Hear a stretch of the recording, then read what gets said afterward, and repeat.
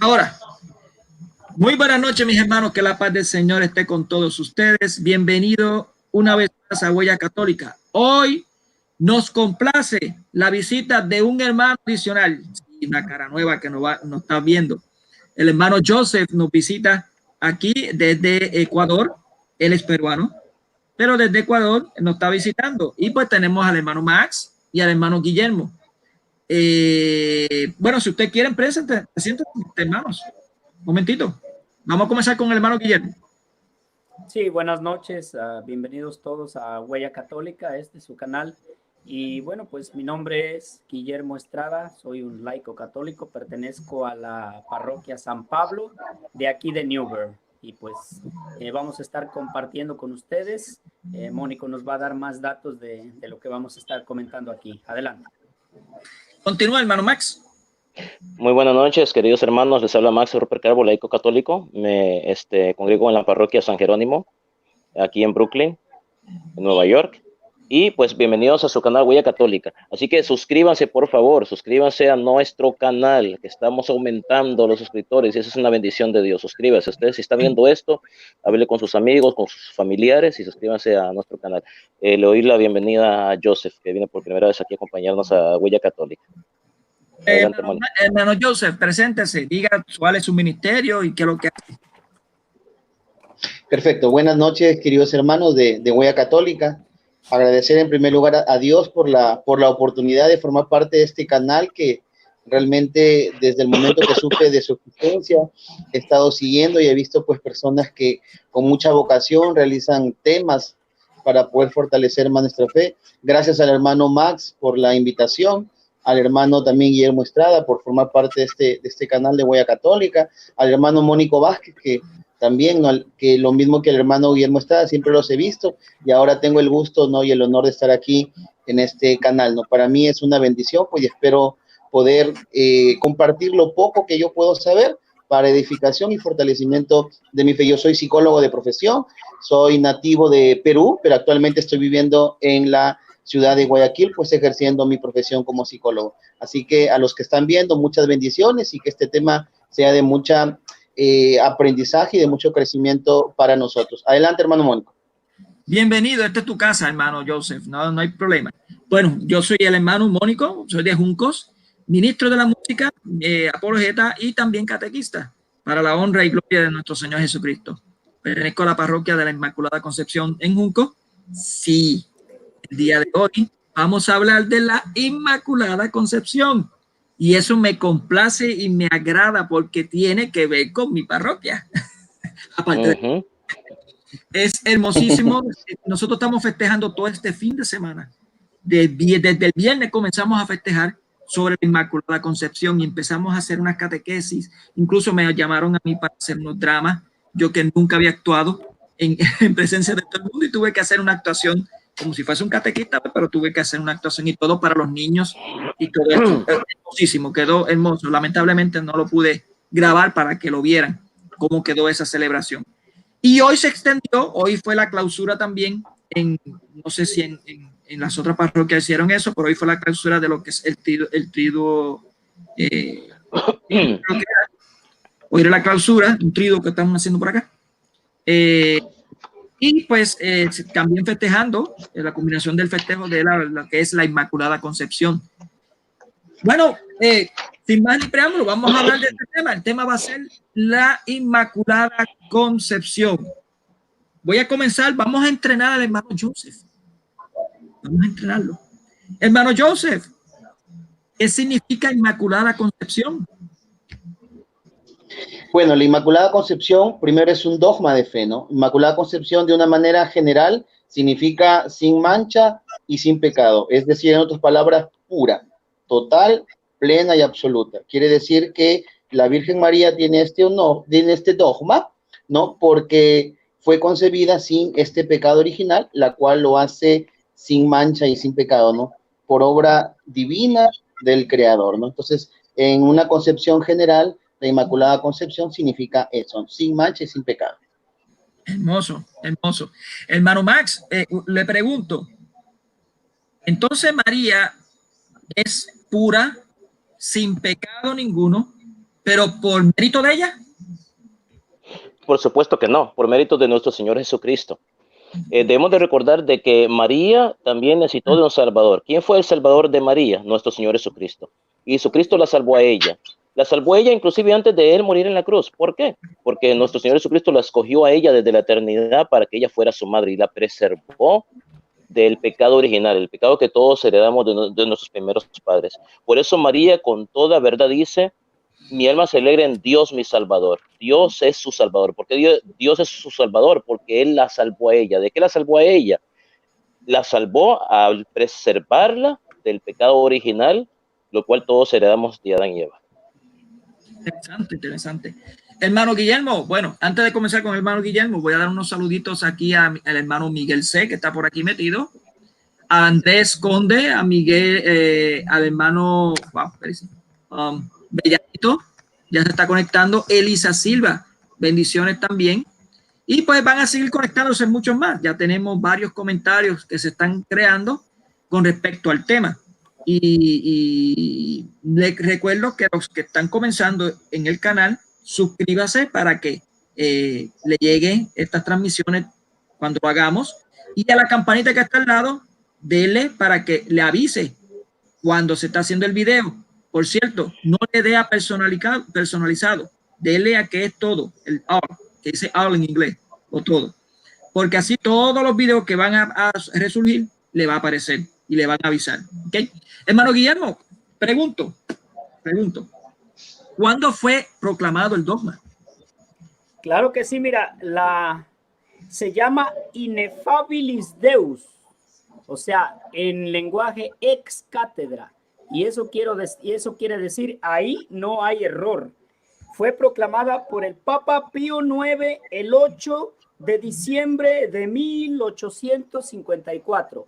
Ahora me pueden decir, ay, el Espíritu Santo hasta 1854 les reveló que María es inmaculada. No, señor.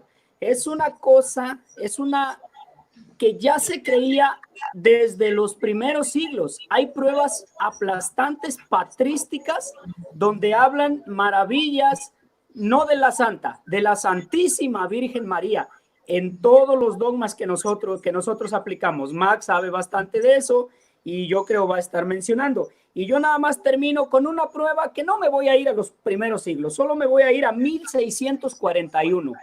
Antes del 8 de diciembre de 1854, y el documento de 1641 que habla de la Inmaculada antes de ser proclamado dice así: para honor de la Santa e Indivisa Trinidad, o sea, para el honor de la Trinidad, no de María, para gloria y ornamento de la Virgen Madre de Dios, para exaltación de la fe católica y agradecimiento de la religión cristiana, por méritos a la Santísima Trinidad, con la autoridad de nuestro Señor Jesucristo, de los bienaventurados apóstoles Pedro y Pablo, y con la nuestra declarada, proclamamos y definimos que la doctrina que sostiene que la Beatísima Virgen María fue preservada inmune de toda mancha de la culpa original en el primer instante de su concepción, por singular gracia y privilegio de Dios omnipotente, no por ella misma, en atención, ojo, a los méritos de Cristo Jesús, Salvador del género humano. Está revelada por Dios y debe ser por tanto firme y constantemente creída por todos los fieles. Denzinger, 1641. Todavía no era dogma de fe. O sea, nadie lo ponía en duda. Adelante, esa es mi intervención. Gracias, hermano, gracias. En la parroquia acá, cuando yo le dije a los nenes, sin querer lo dije el nombre del Papa en latín, como le pronuncian, que es el Papa Pío IX. Y todo el mundo creyó que era el Pío IX, el Pío IX que se come, pero no, eso no es, es Pío IX. No significa noveno, ¿ok? Así que no se me desvíen. Bueno, mis hermanos, pero vamos a comenzar a entrar en lo de lleno. ¿Existe base bíblica para decir que María fue preservada sin pecado original, porque que tenga entendido, Pablo decía que todos estábamos destituidos del reino por el pecado que estábamos, por lo que era la condición de ira, pero existe base bíblica que sustenta eso. Bueno, eso usted está preparado, hermano Joseph. ¿Está preparado para esta pregunta? Sí, hermano. Ok, comienza entonces usted a explicar, a ver, un texto, tres textos, bueno, si quieres dar uno y los otros, pues que sigan con nosotros, como usted quiera. Ya. Perfecto, hermano. Bueno, definitivamente lo que hablaba San Pablo en Romanos era de que todos, pues, estábamos injertados, por decirlo así, en el pecado, ¿no? Todos pecaron, dice, ¿no? Pero hay personajes bíblicos en la historia del Antiguo Testamento, en especial en el Nuevo Testamento, que tuvieron una gracia especialísima, por decirlo así. La Virgen María fue una de ellas, ¿no? Una mujer pura y casta a plenitud, una mujer inmaculada. Y eso se basa en una profecía que el mismo Dios hizo en Isaías. Por ejemplo, en Isaías capítulo 7, versículo 14, nos dice, ¿no? Voy a buscar en la Biblia, Isaías capítulo 7, versículo 14, nos habla de esta profecía, que es una profecía muy, pero muy importante, que quiero compartirlos para cada uno de ustedes, ¿no?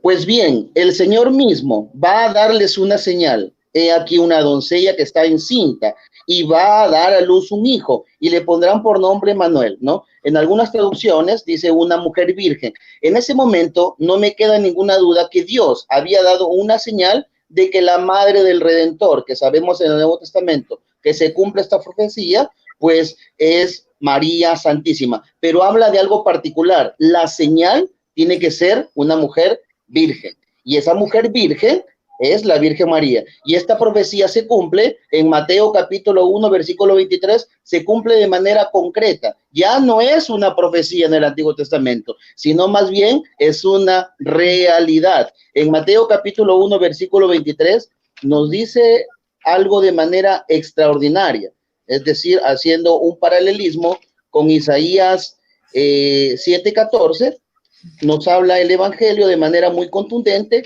y reafirma lo ya profetizado en el Antiguo Testamento.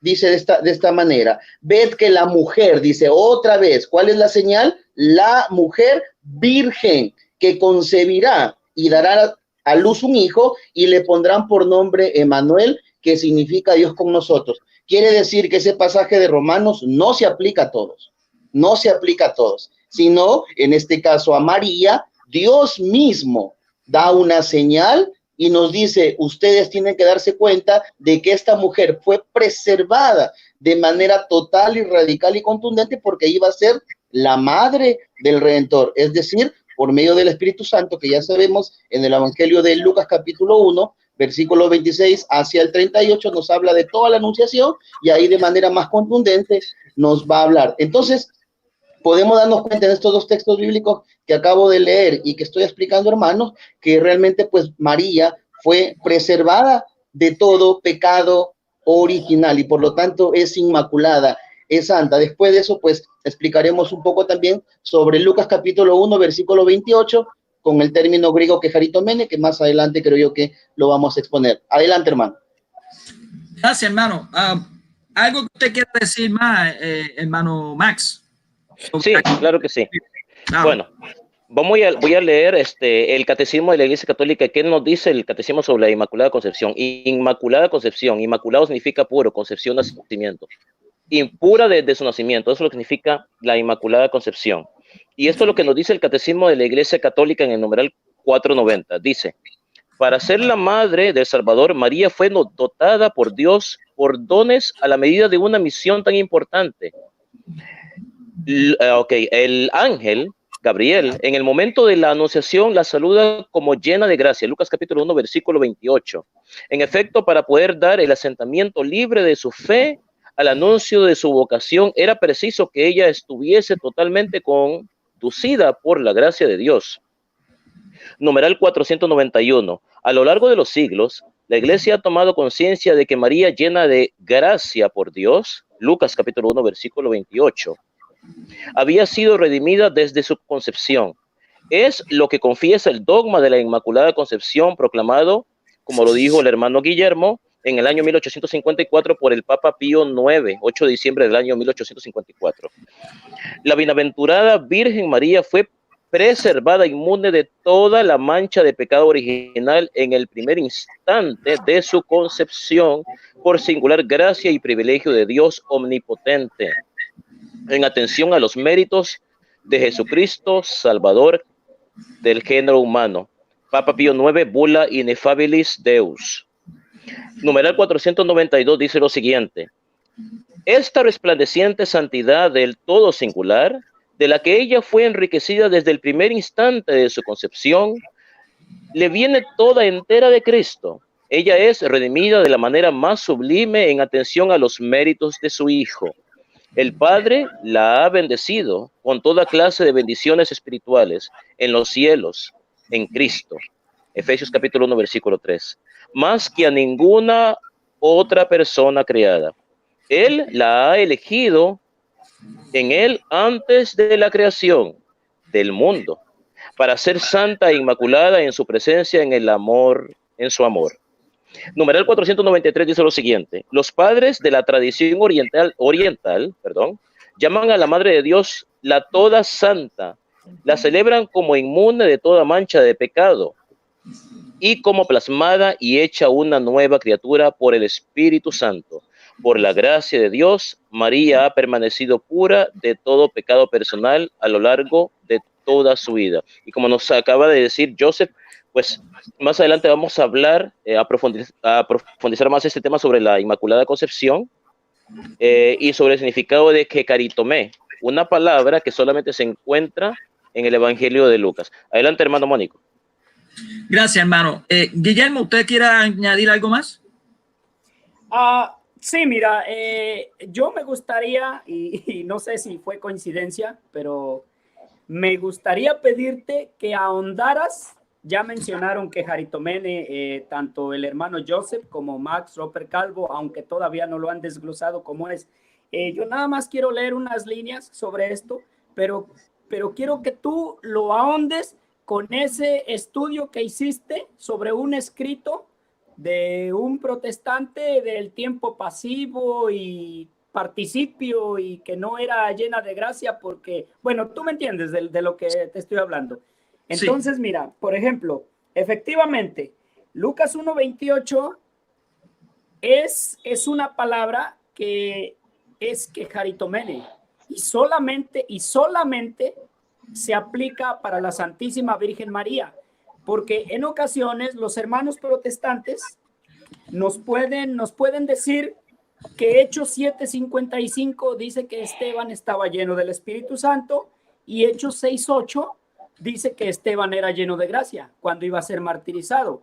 El punto es que para los expertos que saben de griego y de arameo, de todo eso, yo la verdad no sé, no manejo esos idiomas, o esas lenguas, pero saben que el vocablo que se emplea es diferente y que la traducción correcta es una gracia adquirida en algún momento o de en ese momento en adelante, a diferencia de María, que Jaritomene no es ni siquiera una sola traducción, sino es todo un completo, que San Jerónimo, que de tantas vueltas que le dio, dice, yo solamente para tratar de traducirlo con la mediana fuerza como está en el idioma original, lo traduzco como gratia plena.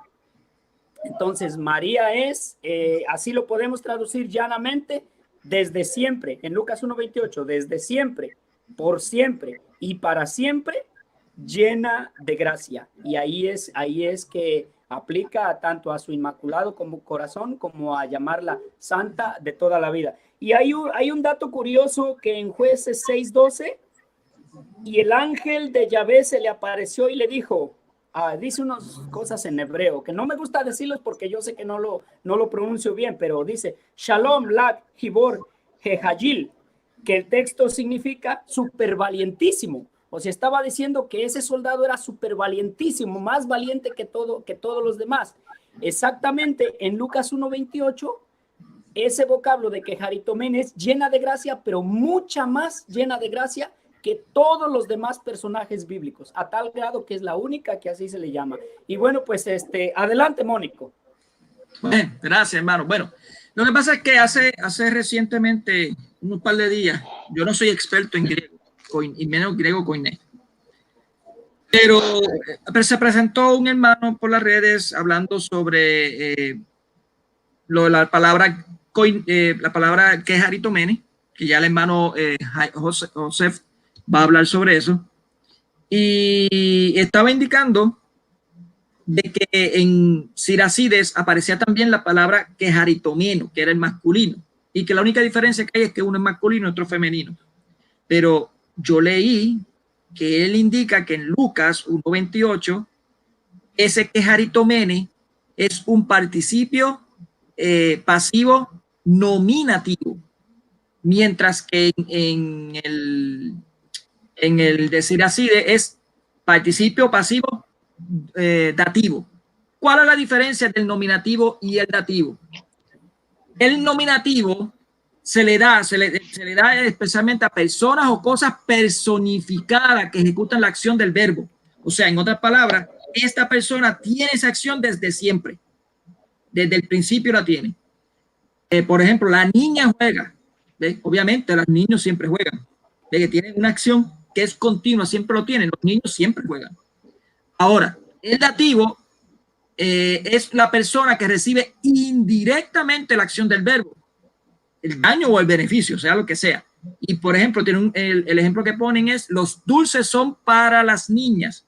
Y los dulces son para las niñas, pero no todo el tiempo tienen dulces. No sé si me están entendiendo. Mientras los niños sabemos que en su naturaleza juegan, pero el dativo lo que indica es que tienen unos dulces, pero no nacen con eso. No es natural unos dulces, es indirecto. De eso es lo que hacen la diferencia. Yo creo que ahí es donde está. Bueno, yo no soy un experto, que alguien me corrija si estoy mal, pero vamos a dejar al hermano Joseph para que explique un poco más sobre eso del quejaritomene. Hermano Joseph. Gracias, hermano Mónico. Bien, antes de explicar lo que es la parte del término griego quejaritomene, quería empezar leyendo lo que dice en Lucas 1:26 y 28, porque son versículos anteriores los cuales nos hablan de algo grandioso y algo que realmente a nosotros nos ayuda a comprender por qué creemos en el dogma de la Inmaculada Concepción. El dogma es una verdad revelada por Dios, aceptada por la Iglesia, en la cual quienes formamos parte de la Iglesia, debemos de ser capaces de aceptarlo, ¿no? Y ponerlo en práctica. Eso es un dogma, una verdad revelada por Dios a la Iglesia, ¿sí? Pero en el pasaje de Lucas 1:26 al 28 nos habla de cosas fundamentales que van a comprobar lo que ya decía anteriormente en Isaías 7:14, Mateo 1:23 y en Lucas 1:26 y siguientes también habla. Dice: el sexto mes envió Dios el ángel Gabriel a una ciudad de Galilea llamada Nazaret, a una virgen, una vez más, una virgen desposada con un hombre llamado José de la casa de David. Otra vez, el nombre de la virgen era María. Qué importante. Dios, es decir, el Todopoderoso, el Padre, el Creador de todo, envía al ángel. ¿Qué significa el ángel para nosotros? La traducción del ángel, o significado del ángel, es el enviado por Dios. ¿Qué quiere decir esto? Que el ángel va a hablar lo que Dios le está enviando. Es decir, lo que el ángel va a decir es palabra de Dios, ¿no? Y cuando el ángel habla de la Virgen María, tengo que decirlo, no habla como nuestros hermanos separados. Definitivamente no habla como nuestros hermanos separados. El ángel, es decir, Dios, habla de una manera espectacular, de una manera grandiosa, de una manera maravillosa, que a mí me deja convencido que realmente el ángel tiene palabras exactas, precisas y hermosas de la Santísima Virgen María. Continuamos. Dice, y entrando, el versículo 28, y entrando el ángel le dijo a María: alégrate, llena de gracia, el Señor está contigo. Es decir, el saludo, ¿no? Alégrate, llena de gracia, el Señor está contigo. Esta palabra en griego, llena de gracia, es el término griego, como lo explicaba el hermano Guillermo, significa quejaritomene. Quejaritomene no es otra cosa que decir que la Virgen María, desde siempre, por siempre y para siempre, es la llena de gracia, es decir, la sin mancha y sin pecado. ¿Qué significa esto? Que esto se aplica tanto en el pasado, en el presente y en el futuro. Esto no cambia. Esta condición de María, la Virgen, ¿sí? Es en un tiempo continuo, perfecto, que tiene que ser aplicado de manera constante a la Madre de Dios. Lo que Dios le estaba diciendo a la Virgen María por medio del ángel: tú eres la escogida, tú eres la elegida, tú eres la inmaculada, tú eres la santa, en ti no hay ningún rastro de mancha ni de pecado. Eso es lo que está diciendo de una manera conclusiva este texto de Lucas 1, 26 y 28, hermanos, ¿no? Que ella es la inmaculada concepción, le está diciendo otra palabra. Ella es la pura, ella es la llena de gracia, ¿no? En donde ella no existe ni siquiera el 0.000001 probabilidad de pecado. No existe, no existe. Plenitud total de santidad, de pureza, de inmaculada concepción. Eso es lo que está diciendo Dios en este texto, hermano. Adelante, hermano Mónico. Amén, amén. Bendito sea el Señor. Hermano Guillermo, preguntitas para usar la lógica un poco. ¿Dios es posible habitar donde existe el pecado? Pues mira, Dios como ser omnipotente y perfectísimo no puede habitar donde hay pecado. Y si nos damos cuenta, en el Arca de la Alianza, que era una sombra, una figura, si me equivoco en algo me corrigen, por favor, estaba las tablas de la ley, una ración de maná y la vara de Aarón. Pues en el vientre de María estuvo esas tres cosas. Por lo tanto, María es la nueva la nueva Arca de la Alianza. ¿Por qué? Porque estuvo el maná, la palabra, pero el maná verdadero. Yo soy el pan vivo bajado del cielo, no como el que comieron sus padres y murieron. Tuvo la vara de Aarón, símbolo del sacerdocio, pero del verdadero sacerdocio, a figura de Melquisedec, Cristo sacerdote. Y la otra, estaba la ración de maná. Y bueno, las tablas de la ley, los 10 mandamientos. Cristo es la palabra de Dios y renovó el nuevo pacto. Dijo: si me amáis, guardaréis mis mandamientos. Así que, ¿cómo, de acuerdo a la lógica, a una persona sensata y razonable, si el Arca de la Alianza no la podía tocar cualquiera y lo tenían como algo sagradísimo, y que lo era en verdad, cómo tenía que haber sido, a la luz de la lógica, el vientre donde habitó la palabra misma? O sea, es algo que, mira, tenemos base bíblica, versículos para sostener los dogmas marianos, pero si no hubiera ningún versículo bíblico, el simple hecho para mí y para cualquier persona sensata, el simple hecho de ser la madre del Salvador, del Emanuel, Mateo 1:23, es razón suficiente para que ella sea purísima, santísima, sin mácula, sin impureza alguna. Adelante. Y lo más emocionante sobre eso del Arca de la Nueva Alianza, si hacemos un paralelismo con lo que es el Arca de la Antigua Alianza, era imposible tocar el Arca. Nadie podía tocar el Arca. Posible entonces que se pueda tocar a María, otro hombre, pero bueno, eso es otro tema aparte. Ese es otro tema. Bueno, yo voy a aportar un poquito sobre los textos bíblicos. Fíjense, voy a ver si entienden esto que voy a hablar, basado en la Sagrada Escritura. Vamos a leer Efesios 2. Voy a ponerlo aquí, voy a buscarlo para que ustedes lo vean. Efesios 2, capítulo 1. ¿Dónde está? Efesios 2. Vamos a ponerlo para que lo puedan ver.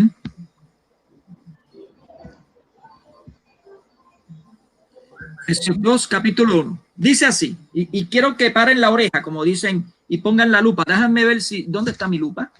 ¿Dónde está mi lupa? ¿Lupa? Se me perdió la lupa. Ah, bueno, está por ahí. Sí. Oh, la encontré, míralo aquí. Vamos a ver la lupita, mira la lupa aquí. Estoy imitando el padre. La lupa. Dice así. Y a vosotros que estabais muertos en vuestros delitos y pecados, en los cuales vivisteis en otro tiempo según el proceder de este mundo, según el príncipe del imperio del aire, el espíritu que actúa en los rebeldes. Aquí no se ve mucho. Nosotros entendemos, los católicos entendemos de qué se está hablando, pero para los que no puedan entender bien, vamos a leer, especialmente para los hermanos evangélicos, vamos a leer lo que dice la traducción de la Reina Valera. Mira lo que dice la traducción de la Reina Valera. Y de ella recibisteis vosotros, que estabais muertos en vuestros delitos y pecados, en que en otro tiempo anduviste conforme a la condición de este mundo, conforme al príncipe de la potestad del aire, el espíritu de ahora, que ahora obra en los hijos de desobediencia. Fíjense, yo quiero que subrayen lo que dicen hijos de desobediencia. El príncipe del aire, hermano Joseph, ¿quién es ese príncipe del aire que es el que tiene como hijo a los desobedientes? Perdón, no entendí la pregunta, hermano. ¿Quién es el señor, el príncipe del aire que tiene como hijo a los desobedientes? Satanás. Satanás. Y eso lo vemos claramente en Génesis 3:15. Mira lo que vamos a leer. Así es. Dice el protoevangelio. Así es, hermano. Gracias, hermano. Dice 3, dice así. Y enemistad tendré, estoy usando la Reina Valera, y enemistad pondré entre ti y la mujer, y entre tu simiente y la simiente suya.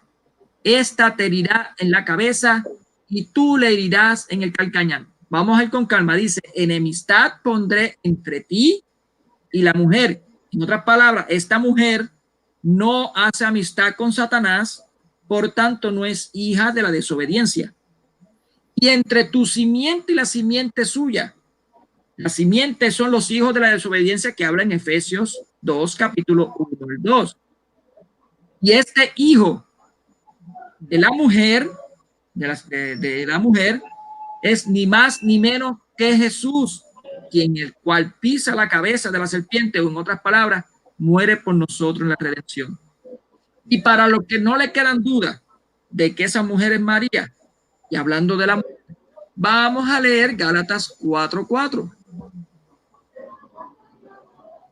Gálatas 4:4 dice, mas venido el cumplimiento del tiempo. Fíjate qué tiempo está hablando, de ese tiempo en el cual está hablándose de la profecía del protoevangelio, Génesis 3:15. Dios envía, ¿quién es ese hijo?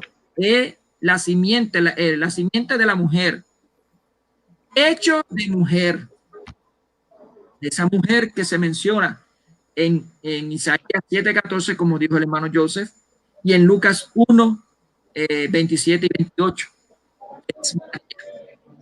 Hecho súbdito a la ley. Algunos hermanos esperados dicen que la mujer de Génesis 3:15 es Israel, pero vimos claramente cómo en Efesios 2:1 todos, incluyendo el mismo Pablo, está incluyéndose como hijos de la desobediencia. Cuando estaban antes de convertirse, obviamente, eran hijos de la desobediencia.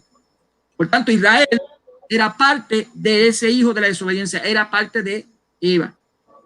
Entonces ya Dios había preservado a esa mujer para que tuviese una enemistad contra la serpiente, y a ese hijo lo iba a enviar, nacido de mujer, para que tuviese enemistad contra los desobedientes, los hijos desobedientes. Así que creo que ahí habla bastante bien de lo que es la Inmaculada Concepción según las Sagradas Escrituras. Ahora bien, hermano Max, tenemos algunas evidencias patrísticas sobre eso, de la Inmaculada Concepción. ¿Sabes de alguna padre de la iglesia que haya indicado que María fue pura, sin mancha, ni pecado, de pecado original o de algún pecado?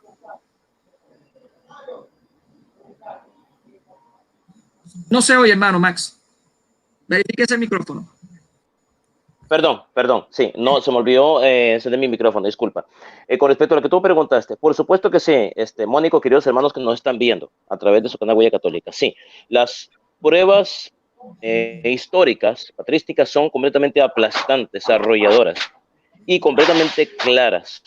O sea, los padres de la iglesia dejan muy en claro, ¿verdad?, de que la Santísima Virgen fue pura desde su nacimiento, o sea, completamente pura y preservada del pecado. Por ejemplo, tenemos aquí un testimonio de San Juan Damasceno. San Juan Damasceno fue uno de los últimos padres de la iglesia, fue teólogo y escritor.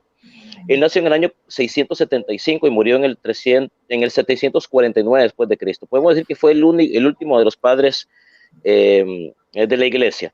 Entonces, San Juan Damasceno nos dice lo siguiente, miren qué interesante, dice: Dios vigilaba cerca de la Santísima Virgen para que fuera totalmente pura, porque ella iba a albergar por 9 meses al Salvador del mundo y lo iba a acompañar en todos sus 33 años sobre la tierra. La que iba a estar junto al más puro de todos los habitantes de la tierra debía ser también totalmente inmaculada y libre de toda mancha de pecado. La Madre de Dios no murió de enfermedad, porque ella, por no tener pecado original, fue concebida inmaculada, o sea, sin mancha de pecado original. Si nos vamos un poquito más atrás, antes de que naciera San Juan Damasceno, ¿verdad?, porque San Juan Damasceno es del siglo VII, vámonos un poco más para atrás. En el siglo VI hubo un padre de la iglesia que se llama Sofronio de Jerusalén. Él nació en el año 550 y murió en el 638, como unos 40 años o 30 años antes de que naciera San Juan Damasceno. Y miren lo que nos dice él. Él fue un monje y patriarca de Jerusalén. Él nos dice: la santa, la radiante virgen, que en la sabiduría divina, libre de toda mancha y culpa. Este padre de la iglesia existió mucho antes de San Juan Damasceno. Ahora, vamos más hacia atrás en el pasado. Vámonos ahora hacia el siglo V, o sea, 200 años antes de San Juan Damasceno. Fulgencio de Ruspe fue un padre de la iglesia, y él nos dice: cuando el ángel le dice a María, Dios te salve, le pantetiza que su salutación es celestial, y cuando le añade llena de gracia, le manifiesta que íntegramente fue excluida la ira de la primera sentencia. ¿Qué significa la ira de la primera sentencia? Cuando Eva, por eso me gusta mucho, por ejemplo, Ireneo de Lyon hace este paralelismo entre María y Eva. La ira de la primera sentencia fue cuando Dios le dice a Eva, con dolor darás a luz los hijos, y tu deseo te llevará a tu marido y tendrá autoridad sobre ti. O sea, Dios dictó una sentencia en contra de Eva. Esta sentencia de Eva no aplica a la Santísima Virgen María. Por eso creemos realmente. Y esto lo dicen también los padres de la iglesia, que María no sintió dolor de parto, porque no le alcanzó esta primera sentencia que Dios había dictado en contra de Eva, la llena de gracia, la Virgen María. Ahora bien, vámonos, les hablé del siglo VII, siglo VI y siglo V. Vamos hacia atrás en el pasado, vámonos al siglo IV. Máximo de Turín fue un obispo de Turín, nació en el año 380 y murió en el año 465 después de Cristo.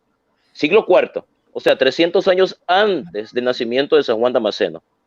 Dice él, escuchen lo que él dice: María fue una casa apropiada para Cristo, no a causa de la disposición de su cuerpo, pero sí a causa de la gracia original. ¿Cuál es esa gracia original? O sea, Adán y Eva nacieron con la gracia santificante. Adán y Eva eran dos seres completamente puros, ¿verdad?, que perdieron esta gracia original o esta gracia santificante de la cual ellos gozaban antes de que cometieran el pecado personal, el cual fue después transmitido a sus descendientes, ¿verdad?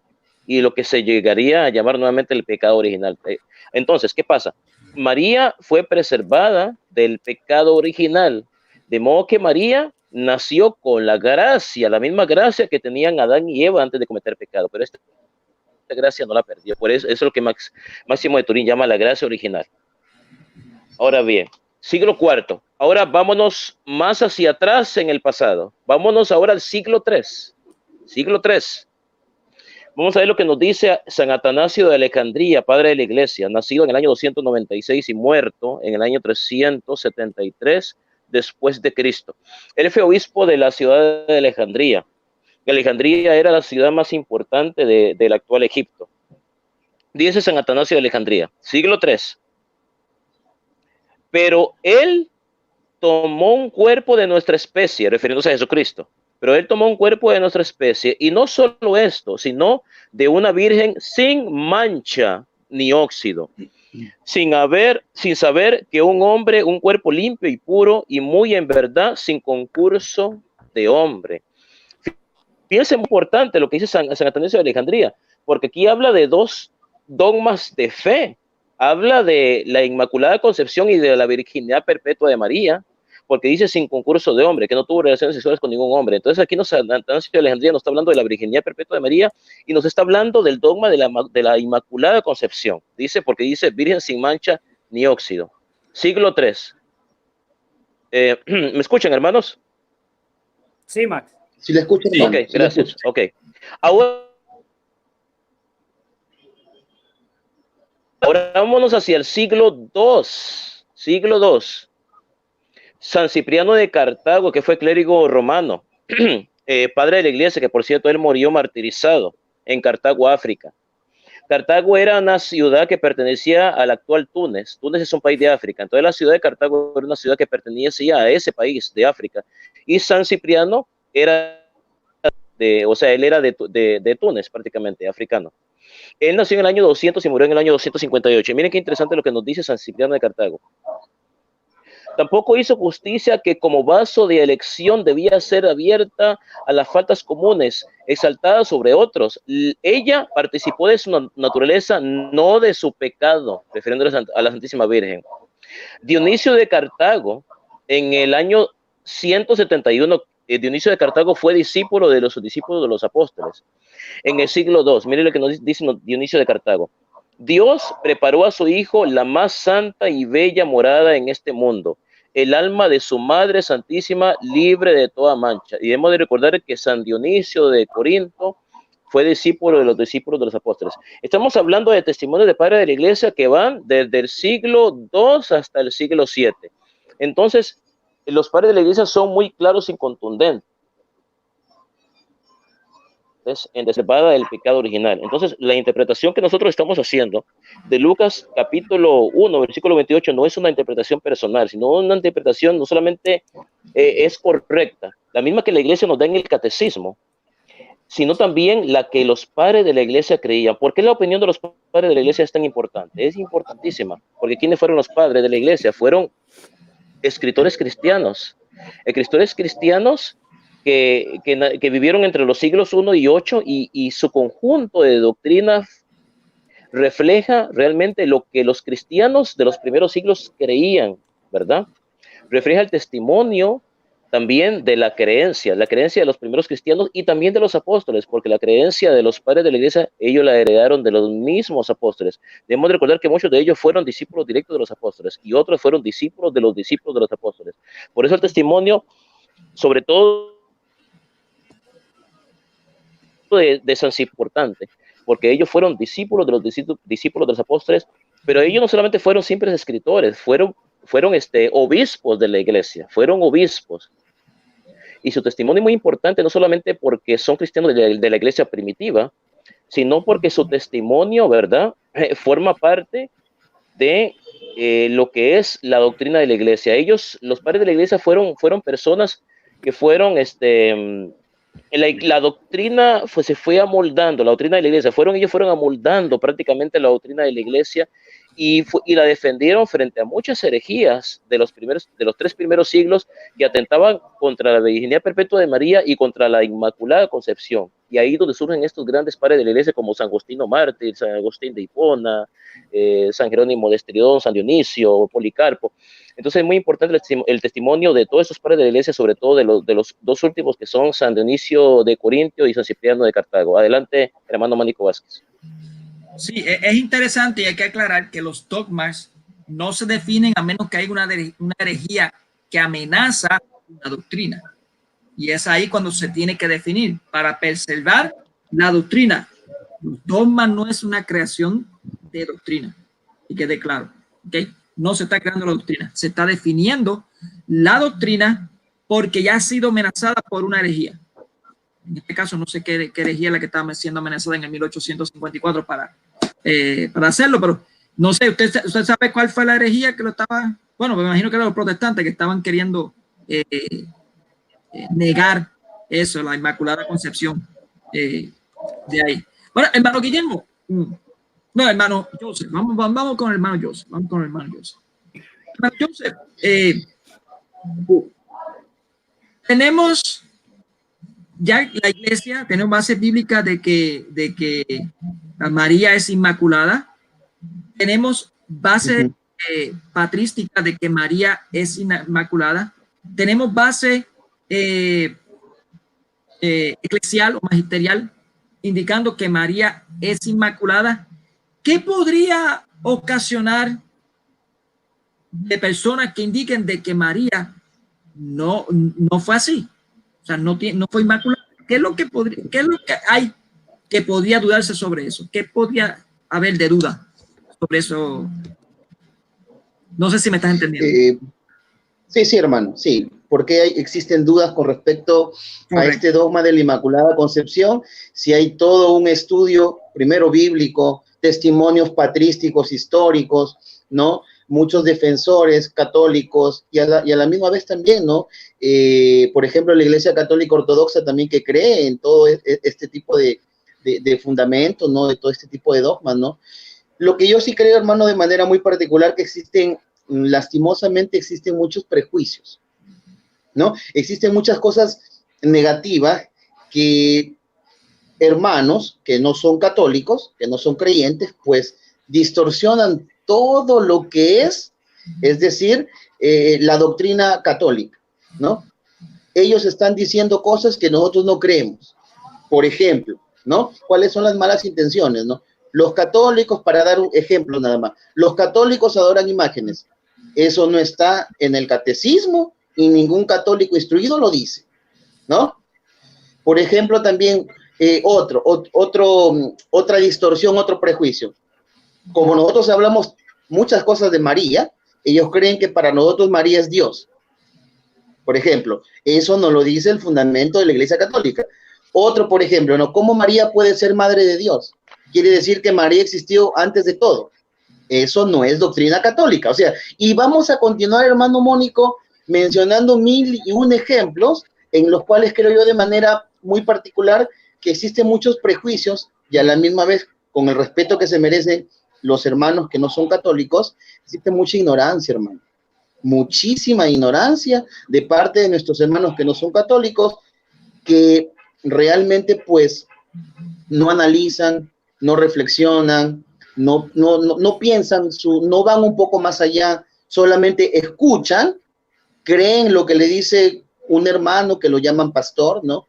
Que sale al frente, que les menciona unas cuantas citas bíblicas y ellos creen y aceptan todo lo que ellos dicen porque creen que Dios ha revelado de esa forma y por lo tanto pues él es el enviado por Dios y todo lo que él te diga para mí es creíble. Entonces, para mí de manera particular, hermano, negar cualquier dogma de la Santísima Virgen María es negar lo que está escrito en la Biblia. O sea, no podemos hacer eso, hermano. No podemos caer, porque si no vamos a estar, hermano, como los nestorianos, pues, en ¿cómo se llama? Negando la virginidad perpetua de María y 1001 cosas más. O sea, vamos a estar cometiendo 1001 cosas. De la Inmaculada Concepción, de la misma forma también, ¿no? Herejes que tratan de distorsionar la doctrina o que tratan de dar un fundamento en el cual por nosotros los cristianos católicos no creemos. Tenemos muchísima evidencia, hermano, evidencia bíblica, teológica, ¿no? Patrística, que lo acaba de dar el hermano Max Roper. Entonces, hermano, ¿cómo yo no puedo estar seguro y convencido de lo que la iglesia realmente defiende y cree? que es la Inmaculada Concepción. Y quería, hermanito, también comentarles algo que había yo investigado y visto sobre la Inmaculada Concepción, que nos habla el Papa Benedicto XVI en una reflexión que hace. Y dice de esta forma, ¿no? La Inmaculada Concepción de María constituye para los católicos una buena noticia de esperanza en la liberación del pecado, traída por la redención de Cristo en la cruz. Durante los siglos, a pesar de las dificultades en la definición del dogma, el pueblo católico ha creído y definido intensamente esta verdad.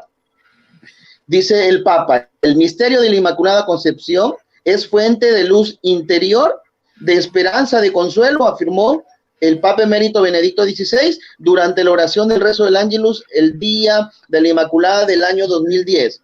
Dice de esta forma importante, sobre la pureza de María, Benedicto XVI decía el 8 de diciembre del 2010, que María Inmaculada nos ayuda a redescubrir y defender la profundidad de las personas, pues en ella se da una perfecta transparencia del alma en el cuerpo. Es la pureza en persona, en el sentido de que espíritu, alma y cuerpo son en ella plenamente coherentes entre sí y con voluntad de Dios. El Papa anima a dirigirse a la Inmaculada con la alegría de ser hijos. Cada vez que experimentamos nuestra fragilidad y la sugestión, el mal, podemos dirigirnos a ella y a nuestro corazón recibe luz y consuelo. Realmente, pues, el Papa Emérito Benedicto XVI hace un poema de la Inmaculada Concepción y termina de esta forma: en María resplandece la santidad de la Iglesia, que Dios quiere para todos sus hijos. En ella la Iglesia ha llegado ya a la perfección. Por eso acude a ella como modelo perenne, en palabras de la carta encíclica de Juan Pablo II, Redemptoris Mater, en quien se realiza ya la esperanza escatológica de la vida futura. Eso es, hermanos, lo que la Iglesia Católica cree, la Inmaculada Concepción de María, ¿no? Fundamentada en parte bíblica, teológica, Isaías 7:14, Mateo 1:23, Lucas 1:28, y podemos mencionar más textos, Génesis 3:15, Gálatas 4:4, y estas reflexiones que estamos haciendo, y que realmente no podemos negar la Inmaculada Concepción de María. Es un dogma de fe fundamentado, clarificado, expuesto por Dios por medio del ángel, llena de gracia, que Jarito Mene. Adelante, hermano Mónico. Gracias, hermano Joseph. Muy buena exposición. Sí, perdón, hermano Mónico, deseo aclarar algo muy importante. Sí, deseo aclarar algo muy importante. Con respecto a los ortodoxos. Los ortodoxos no son católicos. O sea, muchos protestantes dicen, bueno, la Iglesia Católica Occidental y la Iglesia Católica Oriental. No existe tal cosa, existe solamente una Iglesia Católica, que es la Iglesia, la Santa Iglesia Católica, del cual el Papa es cabeza. Los ortodoxos no creen en el dogma de la Inmaculada Concepción. Te voy a decir lo que ellos creen los ortodoxos. Los ortodoxos creen que María fue inmaculada solo después de que tuvo a Jesucristo. Ahora, la Iglesia Católica enseña de que obviamente después de que María tiene a Jesucristo, María no cometió ningún pecado personal. En eso los ortodoxos están correctos. O sea, tienen la misma doctrina que la Santa Iglesia Católica. Pero los ortodoxos dicen que María no cometió pecado solo después de que tuvo a Jesucristo. No creen que María nació sin pecado. O sea, los ortodoxos piensan que María es inmaculada, pero solo después de que ella tuvo a Jesucristo. Entonces no creen en la Inmaculada Concepción. Inmaculada Concepción es el dogma de fe, ¿verdad? Verdadero, de que la Santísima Virgen no cometió pecado nunca. O sea, nació ella misma, ella nació sin pecado, punto. Mientras que los ortodoxos piensan que María nació con pecado y solo después de que ella tuvo a Cristo ya fue purificada. Solamente es muy importante aclarar eso, que los ortodoxos no creen en el dogma de la Inmaculada Concepción, sino que ellos creen que María solamente fue inmaculada después de que ella tuvo a Jesucristo. Y segundo, que los ortodoxos, o sea, Iglesia Católica Ortodoxa no existe. Los ortodoxos dicen que ellos son católicos, ellos se dicen a sí mismos Iglesia Católica Ortodoxa, no existe tal cosa. Solo existe una sola Iglesia Católica, que es la Santa Iglesia Católica, de la cual el Papa es cabeza. Los ortodoxos simplemente que llamarles ortodoxos, no se les puede llamar católicos, porque ellos no aceptan la autoridad del Papa. Es bueno aclarar esto, porque muchos católicos pueden pensar, la Iglesia Católica está dividida, Iglesia Católica de Occidente que la dirige el Papa y que Iglesia Católica de Oriente que la dirige no sé quién. No, existe solo una Iglesia Católica. Los ortodoxos no son católicos, ellos se hacen llamar católicos, pero no son católicos porque no aceptan la autoridad del Papa. Ellos se les llama ortodoxos y creen que María fue inmaculada, pero no desde su concepción, sino solamente después de que ella tuvo a Jesucristo. Solamente quería aclarar esos 2 puntos muy importantes. Adelante, hermano Mónico. Gracias, hermano. Hermano Guillermo, ¿existe alguna base bíblica? Vamos a ir terminando, porque ya llevamos una horita. ¿Existe base bíblica, algún texto que usted se acuerde en el cual indique, como dice el hermano Joseph, de que no se llevan, o sea, estas personas no pueden concebir de que María pues esté sin pecado original, o sea, sea inmaculada? ¿Existe algún texto que evidencie eso? Es decir, que lo niegue. Que lo niegue, sí. No que lo niegue, no que lo niegue. Que pueda indicar de que habrán personas que niegan eso de la Inmaculada Concepción. Solamente los versículos como los que tú dijiste al inicio de la transmisión, o sea, de que no, por ejemplo, Pablo, ¿no? Cuando en Romanos, cuando dice, porque todos pecaron, no hay un justo, ni siquiera uno, Salmo 51:7, desde el vientre de mi madre nací yo pecador, por lo tanto ahí no se excluye, ahí no, su premisa de ellos es esto, ahí no dice excepto María, todos son pecadores, excepto, ahí nunca dice excepto María, pero bueno, por otro lado, dice la Escritura también, que a los que predestinó, no dice a todos, a los que predestinó, los glorificó, los justificó, y como dijo el hermano Joseph, hay ciertos personajes de la Biblia que ya están predestinados a ciertas grandes misiones, jamás a la condenación, que quede claro, quede bien claro eso.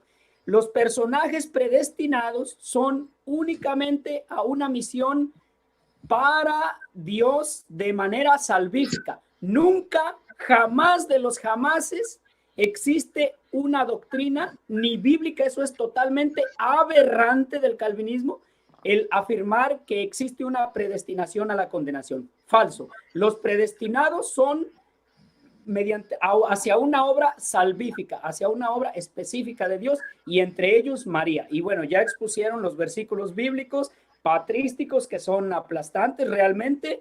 Santo Tomás, Max mencionó hasta el siglo VII, en el siglo XIII, perdón, Santo Tomás de Aquino se le conoce como la voz de la iglesia, dio las bases, unas de las bases simientes para el dogma. Volvemos a lo mismo. San Agustín en el siglo IV, en su libro de Confesiones, dijo unas cosas maravillosas de la Virgen María. No recuerdo las palabras textuales, pero en sí el contexto es este. La Virgen María, y fíjate lo que dice, a pesar de que es inferior a Dios infinitamente más que un átomo, o sea, fíjate nada más las palabras que usó. Yo cuando lo escuché me sorprendí de que usara ese término átomo, y lo fui a investigar al libro para ver que no se estuviera manipulando el audio, y no, así lo dice. La Virgen María, a pesar de que es infinitamente inferior a Dios, mucho más que un átomo, o sea, Dios es infinitamente superior a ella, pues ella con todo eso es superior a toda criatura, a todos los apóstoles, incluso a los ángeles. Correcto. Así lo dice. Adelante, Mónico. Entonces, bueno, lo que me preguntas, simplemente pueden negarlo con los textos tomándolos así literal, nada más. Pero por otro lado, tenemos versículos donde podemos mencionar lo contrario. Que no lo acepten ya no es problema nuestro. No se puede. Adelante, ahora sí. Así es. Hay un texto específicamente que es Génesis 3:15, donde dice que pondrá enemistad entre ti y la mujer, refiriéndose a la serpiente. Y los descendientes de la serpiente, que son los desobedientes, tienen enemistad también contra la mujer y el niño. Y cabe indicar que quienes contradicen esta revelación que ya se ha dicho desde principios de siglos, está siendo partícipe de esos descendientes de la desobediencia que dicen Efesios 2:1. Recapitulando.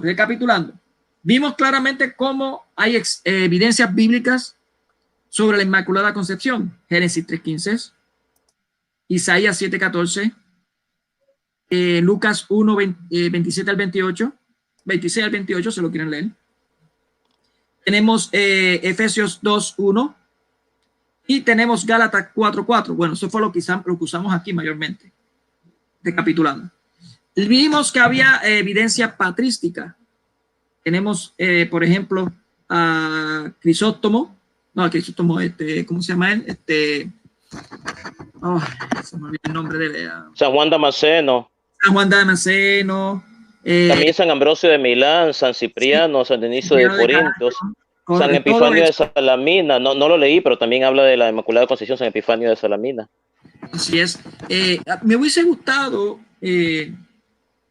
encontrar el texto de Justino Mártir, Ignacio de León, pero es bien extenso, donde habla una comparación de Eva y María. Es enriquecedor, una cosa hermosísima. Déjame ver si lo encuentro rápido, espérese un momentito. Yo creo que ya me acordé dónde está. Mientras tanto, hermano, mientras busque ese texto, sí. ¿Quieren saber qué es lo que dijo el padre del protestantismo, Martín Lutero, sobre la Santísima Virgen? Claro que sí, dígalo. Dijo San Martín Lutero en el año 527, en el sermón en el día de la Concepción de María, año 1527, dice, perdón, Martín Lutero dice lo siguiente: es una creencia dulce. ¿Aló? Sí, se escucha. Sí, dice, es una creencia dulce y piadosa que la infusión del alma de María se efectuó sin pecado original, de modo que en la misma infusión de su alma, ella también fue purificada del pecado original y adornada con los dones de Dios, recibiendo un alma pura e infundida por Dios. Por lo tanto, desde el primer momento en que ella comenzó a vivir, se liberó de todo pecado. Sermón en el día de la Concepción de la Madre de Dios, año 1527. Wow. Eso no me lo sabía. Eso no me lo sabía. Martín Lutero. Bueno, encontré aquí lo de San Irineo de León, no sé cómo se dice. Lions. Ok, Lion. Lo voy a leer, son 3 estrofitas cortitas, pero un poquito larguitas. Voy a leerlo rapidito. En correspondencia encontramos bien obediente a María la Virgen, cuando dice, he aquí tu sierva, Señor, hágase en mí según tu palabra, Lucas 1:38. A Eva, en cambio, indócil, pues desobedeció siendo aún virgen, porque como aquella tuvo un marido, Adán, pero aún era virgen, pues estaban ambos desnudos en el paraíso, pero no sentía vergüenza, Génesis 2:25, porque apenas creados no conocían la procreación, pues convenía que primero se desarrollasen antes de multiplicarse, Génesis 1:28. Habiendo desobedecido, se hizo causa de muerte para sí y para toda la humanidad. Así también María, teniendo a un varón como marido, pero siendo virgen como aquella, habiendo obedecido, se hizo causa de salvación para sí misma y para toda la humanidad. Hebreos 5:9. Y por eso la ley llama desposada con un hombre, aunque sea aún virgen, a la mujer desposada. Deuteronomio 22, 23, 24.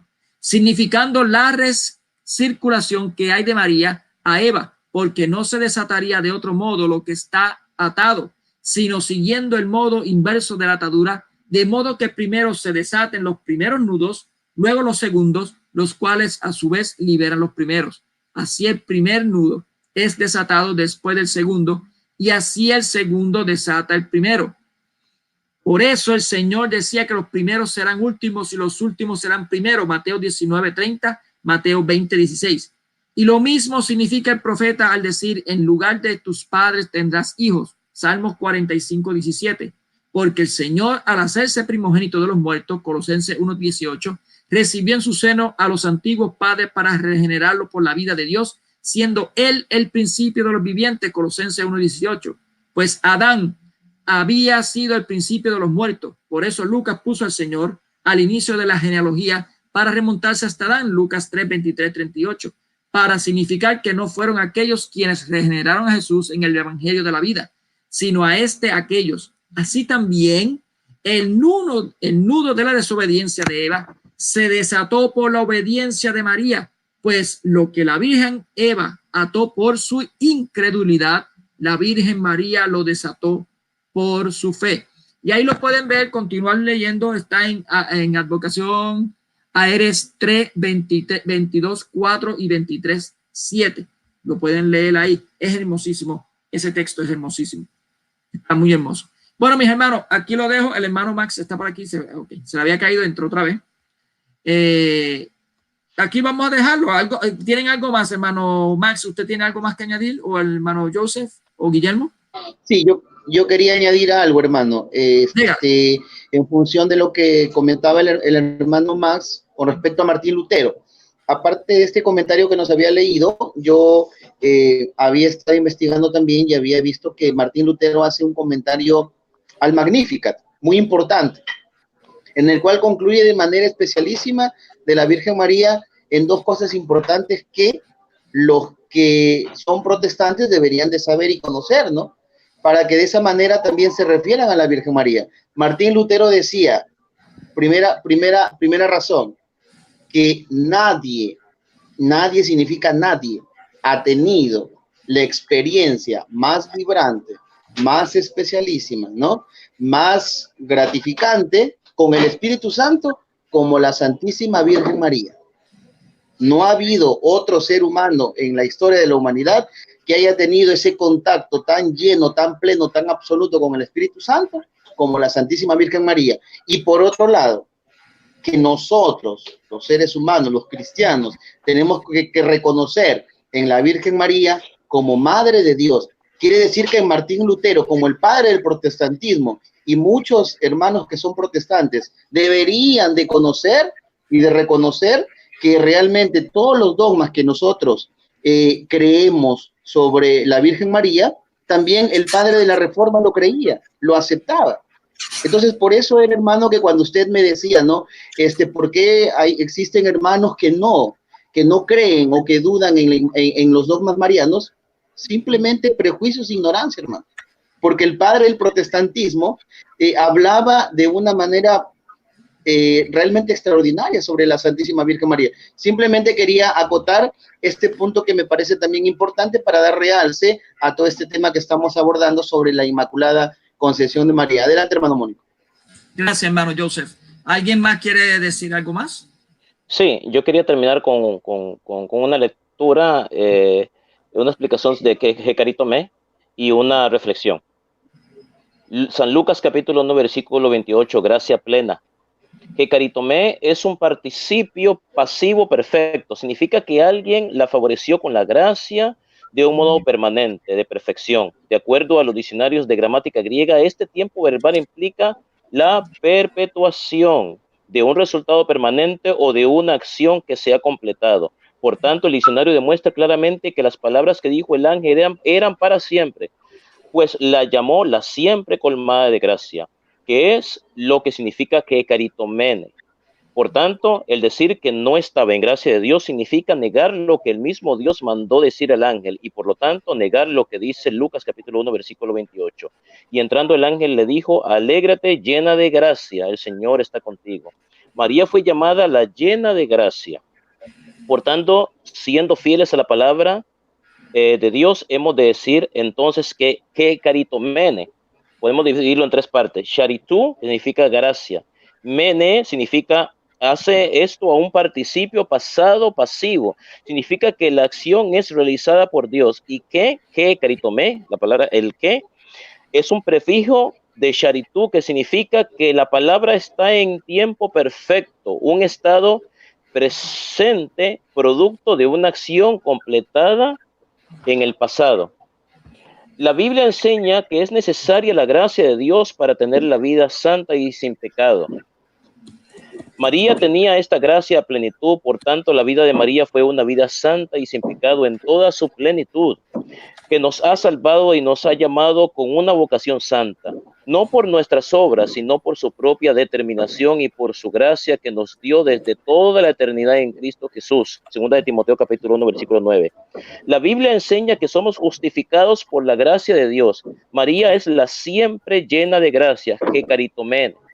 Por tanto, ha estado siempre plenamente justificada, siendo justificados gratuitamente por su gracia, por la redención que es en Cristo Jesús. Romanos capítulo 3, versículo 24. Concluimos que María es plenamente justificada, salva, santa y sin pecado. Esta es la esencia de la Inmaculada Concepción, la cual se deduce desde la Biblia. Con esto termino mi participación el día de hoy. Adelante, querido hermano Mónico. Gracias, hermano Max.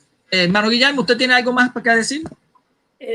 Bueno, sí, no, todos tenemos toda la noche. Max tiene patrística para 3 días sin parar. Mónico, tienes un gran conocimiento. El hermano Joseph me ha sorprendido. Bendito Dios, estamos en la Santa Iglesia Católica. No somos improvisados, y cuando quiero decir que no somos improvisados, no estoy diciendo que seamos muy doctos, sino que tenemos detrás de nosotros una eclesiología de 20 siglos. O sea, es algo que simplemente nosotros tenemos que tomar, y tenemos la garantía de inerrancia porque ahí está desde el principio, ahí está la doctrina, ahí está toda la belleza de nuestra Santa Iglesia Católica. Yo, la verdad, estoy feliz de pertenecer a la iglesia. Es algo hermoso. Bueno, esa es otra cosa. Y me quiero despedir con esto. Mira, una oración antiquísima, y cuando digo antiquísima, quiere decir que desde los primeros siglos, todos los cristianos que existían en aquel tiempo ya la conocían y veneraban a María Santísima. Fíjate, oración antiquísima a la Santísima Virgen María. Uno de los papiros descubiertos en las proximidades de la antigua ciudad egipcia de Oxirrinco contenía una oración a la Virgen, y no cualquier oración, sino una plegaria que continuamos rezando hoy en día. La oración, bueno, en latín se titula no sé si lo pronuncio bien, pero es Subtum Praesidium, y voy a leer la versión castellana, que es muy conocida y muy cortita. Bajo tu amparo nos acogemos, Santa Madre de Dios. No deseches las súplicas que te dirigimos en nuestras necesidades. Antes bien, líbranos de todo peligro, oh siempre Virgen gloriosa y bendita. Amén. También da la versión en griego. Entonces quiere decir que desde los primeros siglos, los primeros cristianos, y como lo ha demostrado la patrística, siempre han tenido esa veneración especialísima, particularísima y dignísima a la Santa Madre de nuestro Señor Jesucristo Salvador. Amén. Adelante, Mónico.